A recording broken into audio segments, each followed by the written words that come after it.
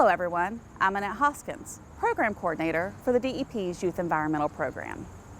As part of our series, Careers in Conservation, we'll meet 5 people this week working in environmentally related jobs here in West Virginia. Today we'll talk with Rachel Braud, an entomologist with the U.S. Department of Agriculture. Rachel is the Pest Survey Specialist for West Virginia and Kentucky. Susan Parker has her story.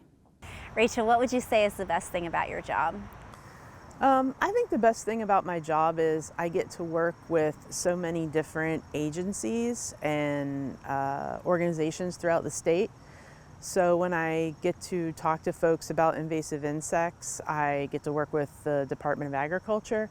I get to work with Extension. I get to work with Forest Service sometimes. And I obviously get to talk with the DEP. So it's nice to get a different perspective from all those different people that are involved and care about invasive species. And I also love to talk to kids about insects. Unfortunately, since we've been doing some social distancing, I haven't gotten as many opportunities to talk to young kids about insects, but I really like their enthusiasm, and everybody has a great story about their interactions with insects. And I just love to see their enthusiasm for those kinds of things. How did you get started in your career? I was always a curious kid. I always wanted to be outside, interacting with nature any chance I got. I just found nature really fascinating. And insects were readily available, right? They were everywhere. I could flip a rock, I could look in a tree, and I could always find a really interesting insect. So one of my first memories is, it was probably 1982, so I guess I'll date myself a little bit there. I was 7, and I grew up in Parkersburg, West Virginia. So brood 5 of the 17-year cicadas came out that year that I was 7, and they were everywhere. They were all over my backyard, and I got to pick a lot of them up and put them in my little red wagon, much to my mother's chagrin probably. But I just thought they were so interesting, and getting to watch them molt and listening to their songs, it really sparked something in me that I loved that. And then also spending time at my grandfather's dairy farm in Ohio. We would go out every Sunday to visit, and so I sort of grew up in a more suburban area. So getting to go out, to what we consider the country and see his dairy farm, all his crops, his vegetables. We like to play in the barn. I just always found that part of things really fascinating. What are the biggest challenges that you face in your job? I think our biggest challenge with invasive insects is by the time they're here, a lot of times we're a little bit behind the curve as far as population goes. So the nature of an invasive insect is that we may not have a good trap and a lure to delineate a population. So we're constantly developing traps and lures and methods of control while trying to, suppress a population and keep it under control so that it doesn't do damage to our agriculture and our natural resources.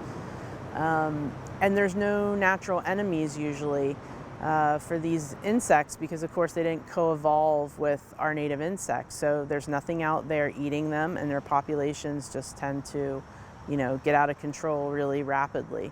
And we don't really know sometimes how they're going to behave in a new environment. It's all part of this big learning curve to getting associated and really learning about what this insect is going to do in, our native environment. What advice would you give someone going into your profession? I would definitely tell them to try to talk to a lot of folks and make as many professional connections early on, as many as they can.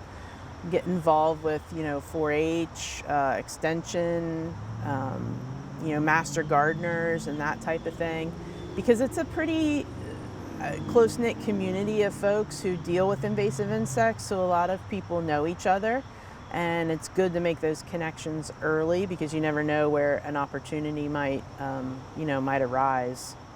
What education and qualifications do you feel prepared you for your job? My formal education is I have a bachelor's degree in biology from Shepherd. It was college when I went there, now it's Shepherd University. And then I got a master's in entomology from West Virginia University. And definitely folks in my position, they usually have a master's or even a PhD in entomology or agriculture. And I think obviously the classes and the general information prepare me well, but also I think it's really important if you're interested in this type of a job to get fieldwork experience, get experience being out in the woods and working, get experience talking to growers and being on a farm and being familiar with those situations. There's a lot of planning, prioritizing that goes into the position, and I think the more familiar you are with those scenarios, the better off you are. I just think it's a very interesting and important position because I don't think a lot of Americans think about where the food that they eat comes from. I think there's still a disconnect there, that a lot of kids and even adults, they don't understand all the production and all the work that goes into getting that food on the table. They just expect to go in the grocery store and have a large variety of things available to them, and there's a lot of work that goes into it. Not just the growing, but also the packaging, the production, the marketing. It's all very important. And as we have more and more global trade, we're going to keep having invasive insect disease, weed issues, and we need students and new generations to come and bring us an open mind and think about how we're going to deal with these issues, because I don't think they're going to go away anytime soon. We need folks to help us keep American agriculture safe and available to everyone. Thanks, Susan. We wrap up the week tomorrow with Kayla Boyer and talk about her career path to her current job as program coordinator at Watauga State Park. I'm Annette Hoskins. Thanks for watching.